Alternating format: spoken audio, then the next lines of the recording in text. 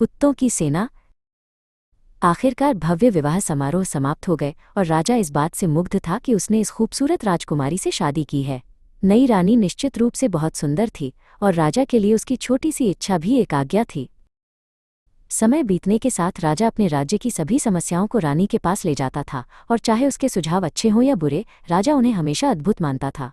एक सुबह 3 लुटेरों को राजा के सामने घसीटा गया, जिन्हें दरबारी जौहरी के घर में चोरी करते हुए रंगे हाथों पकड़ा गया था। जब राजा ने पूछा कि इन अपराधियों को पकड़ने के लिए कौन इतना चतुर था, तो गार्ड के कप्तान ने मुस्कुराते हुए जवाब दिया।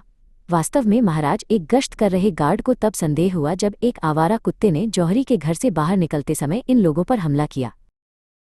जब राजा ने रानी को इन लुटेरों को पकड़ने के बारे में बताया तो उसने तुरंत कहा कि इससे यह साबित होता है कि कुत्ते उसके गार्डों से कहीं ज्यादा सक्षम है।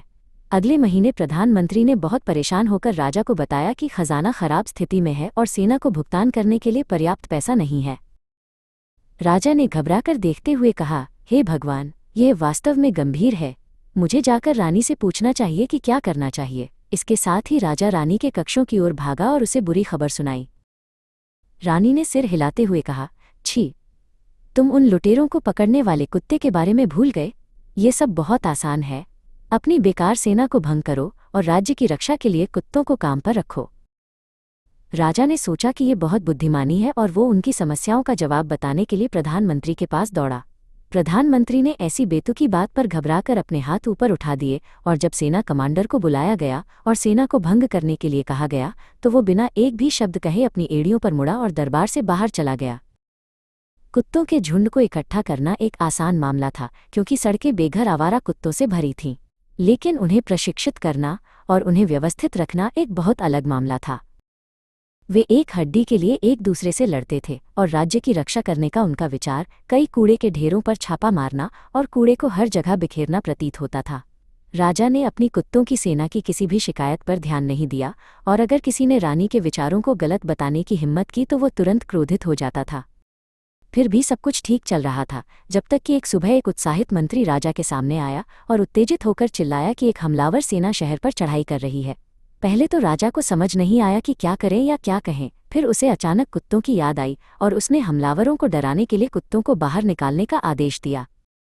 निश्चित रूप से कुत्ते भौंकते और गुर्राते हुए हमलावरों की ओर दौड़े, लेकिन जैसे ही सैनिकों ने उन्हें मांस के टुकड़े फेंके, कुत्ते अपनी पूंछ हिलाने लगे और हमलावरों का ऐसे स्वागत करने लगे जैसे वे लंबे समय से बिछड़े हुए दोस्त हों। जब राजा ने ये सुना तो उसका चेहरा उतर गया और फिर इस पीड़ा को और बढ़ाने के लिए प्रधानमंत्री अंदर आए और शांति से घोषणा की कि एक सेना उसी क्षण शहर के फाटकों से प्रवेश कर रही है। राजा ने विलाप किया, यह अंत है, और वो धीरे धीरे बालकनी की ओर चला गया ताकि उन हमलावरों को देख सके जिन्होंने उसके राज्य पर विजय प्राप्त कर ली थी। पैदल सैनिकों की टुकड़ी के बाद टुकड़ी घुड़सवार सेना के नेतृत्व में शहर के फाटकों से मार्च करते हुए आई। उनके कवच और हथियार सूरज की रोशनी में चमक रहे थे। राजा केवल खड़ा होकर इस दुर्जेय पंक्ति को देखता रह गया और फिर उसने माथे पर बल डाला और अपने प्रधानमंत्री की ओर मुड़कर कहा, निश्चित रूप से वो मेरा सेना कमांडर ही है जो इन हमलावरों का नेतृत्व कर रहा है। प्रधानमंत्री ने रूखेपन से जवाब दिया, बेशक ये वही है और ये आपकी ही सेना है। आप देखिए महाराज, सेना को कभी भंग नहीं किया गया था बल्कि पहाड़ियों में रखा गया था। यह अच्छी तरह से जानते हुए कि अगर हमारे पास केवल कुत्तों की सेना होगी तो बहुत से लोग हमारे राज्य पर आक्रमण करने की कोशिश करेंगे। उसके बाद राजा हमेशा रानी की बात सुनता था, लेकिन अब वह इतना समझदार हो गया था कि कोई भी निर्णय लेने से पहले अपने मंत्रियों की सलाह लेता था।